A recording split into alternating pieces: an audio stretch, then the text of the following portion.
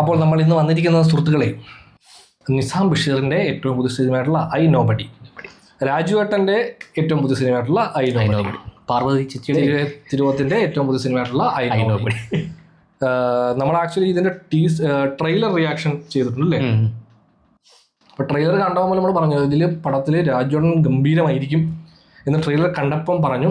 അതുപോലെ തന്നെയാണ് രാജുവേട്ടൻ ഈ പടത്തിൽ അടിപൊളിയാണ്, ഭയങ്കര രസമാണ്. പുള്ളി നല്ല രസമായിട്ട്, പുള്ളിയെ ഒരുപാട് നാളായിട്ട് പുള്ളിയെ കളിയാക്കുന്ന മറ്റേ ആ എലമെൻ്റ് ഒന്നും ഇല്ലാതെ ഭയങ്കര നല്ല രസമായിട്ട് ത്രൂ ഔട്ട് പടത്തിൽ പുള്ളി പെർഫോം ചെയ്തിട്ടുണ്ട്.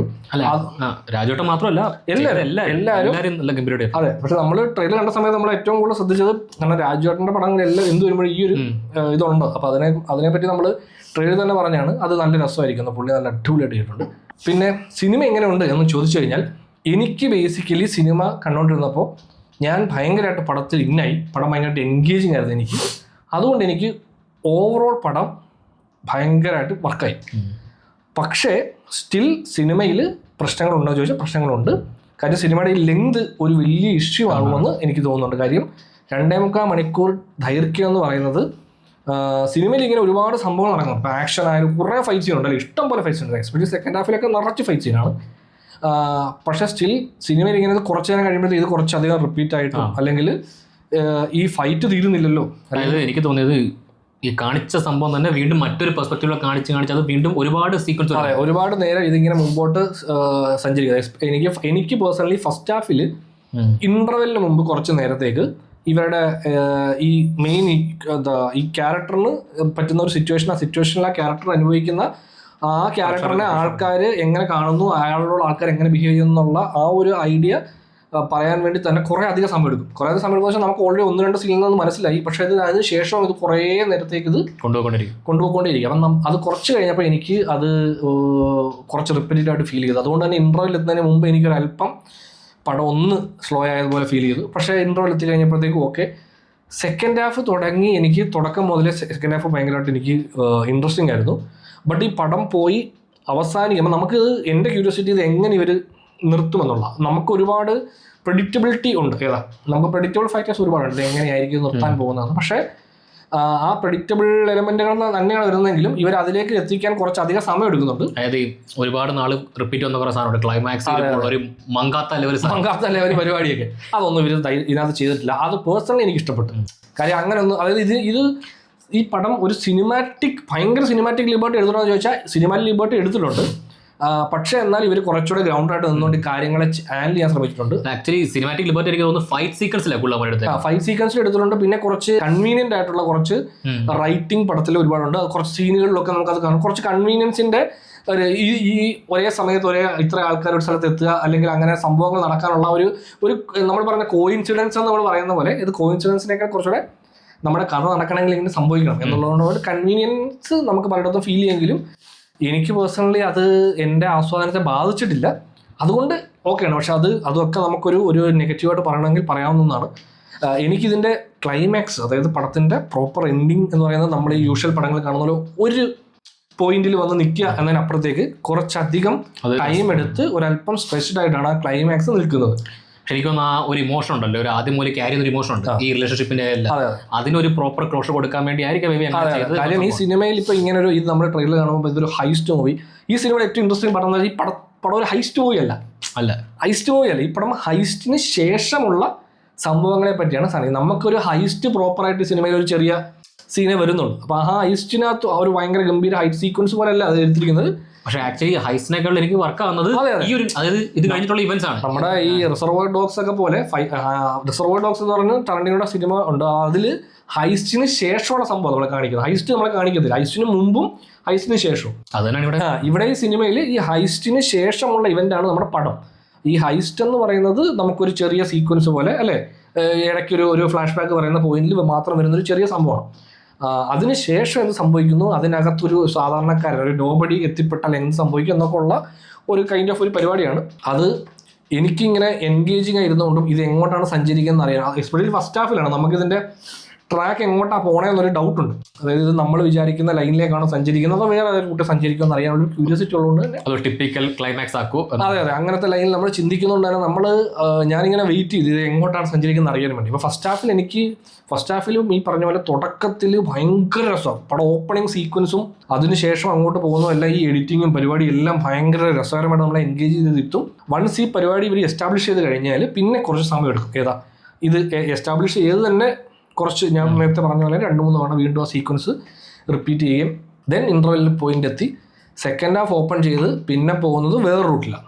വേറെ റൂട്ടെന്ന് പറഞ്ഞാൽ ആ റൂട്ട് എങ്ങനെയാണ് മറ്റുള്ളവർക്ക് വർക്കാവുന്നത് നമുക്കറിയത്തില്ല. പക്ഷേ എനിക്ക് പേഴ്സണലി അത് ഇൻട്രസ്റ്റിംഗ് ആയിരുന്നു. ഈ ഫൈറ്റ് തുടങ്ങി കുറച്ച് നേരം കഴിയുമ്പോൾ ഫൈറ്റിങ് തുടങ്ങുന്നത് ഒരു പോയിന്റ് ഫൈറ്റ് ചെയ്യുന്നു, പിന്നെ ഒരു വേറെ സ്ഥലത്ത് ഫൈറ്റ് ചെയ്യുന്നു, അങ്ങനെ മൾട്ടി ക്യാരക്ടർ ഓടിക്കൊണ്ടിരിക്കുക. പക്ഷേ എനിക്ക് തോന്നുന്നു ഇൻട്രോയിൽ അവസാനിപ്പിക്കുന്ന വെച്ച് കഴിഞ്ഞാൽ അതുവരെ ഉറങ്ങാത്തൊരു വ്യക്തി അന്ന് ഉറങ്ങുകയാണ്, പക്ഷെ ബാക്കിയുള്ളവരെല്ലാവരും ഉറങ്ങാതിരിക്കും. അപ്പൊ ആ പോയിന്റ് നമ്മൾ എക്സ്പെക്ട് ചെയ്യുന്ന സെക്കൻഡ് ഹാഫിൽ ഇവന്റെ ഒരു ഗെയിം ആയിരിക്കും.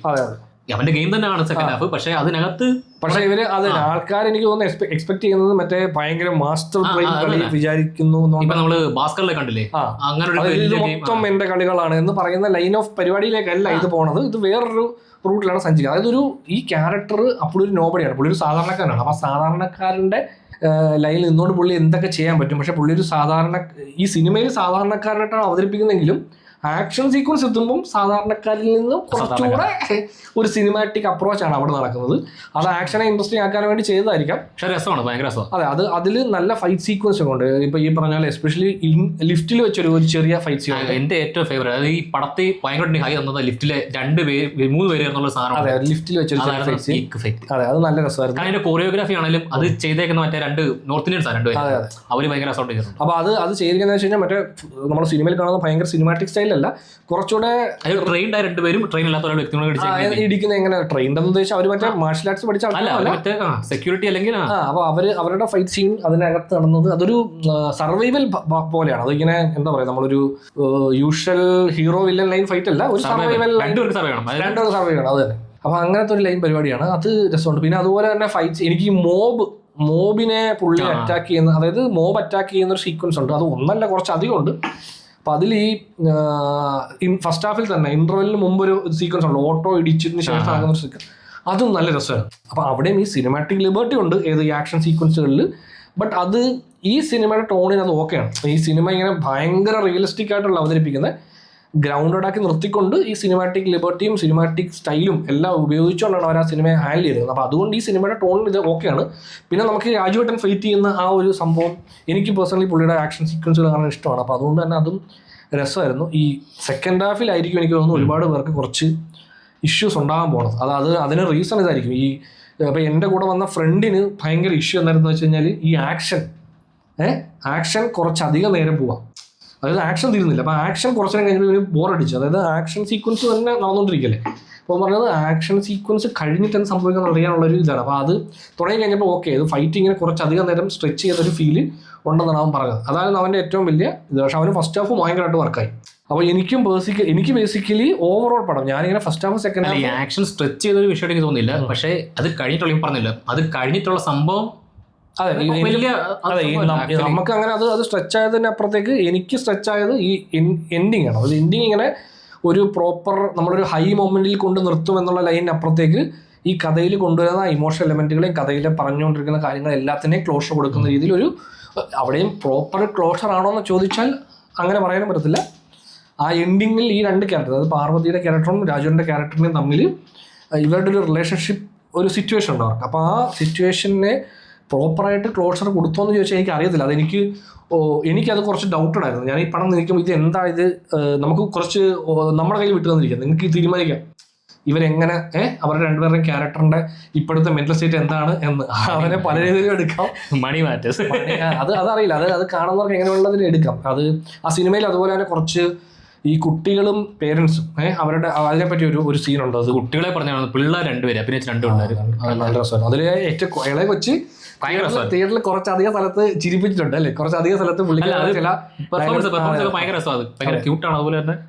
ചില ഡയലോഗുകൾ ചില തിയേറ്ററിൽ ചില ചിരി ഉണ്ടാക്കിയിട്ടുണ്ട്. അത് കൊള്ളായിരുന്നു. പിന്നെ എനിക്ക് മധുബാലി പടത്തിൽ താടിയില്ലാതെ അല്ലേ വന്ന് അഭിനയിച്ചിട്ടുണ്ട്. പുള്ളിയും കൊള്ളായിരുന്നു. പുള്ളി നമ്മൾ യൂഷ്വലി കാണുന്നതിനപ്പുറത്തേക്ക് ഒരു പാവം പോലീസുകാരൻ ലൈനായിരുന്നു. പിന്നെ ശങ്കർ രാമകൃഷ്ണൻ പിന്നെ കുറച്ചധികം ഈ സഞ്ജു ശിവറാമും ഷൈജു നമ്മുടെ ഖാലിദ് റഹ്മാൻ ഈ സഞ്ജു ശിവറാമിന്റെ കാര്യം പറയുമ്പോൾ എനിക്ക് മറ്റേ ഇതിൽ റൊഷാക്കിലെ പോലെ ഇതിലും പുള്ളിയുടെ അവസ്ഥ പക്ഷെ പുള്ളിയും അവർക്ക് കുറച്ച് നേരമേ ഉള്ളൂ, അവർക്ക് സ്ക്രീൻ ടൈം കുറവാണ്.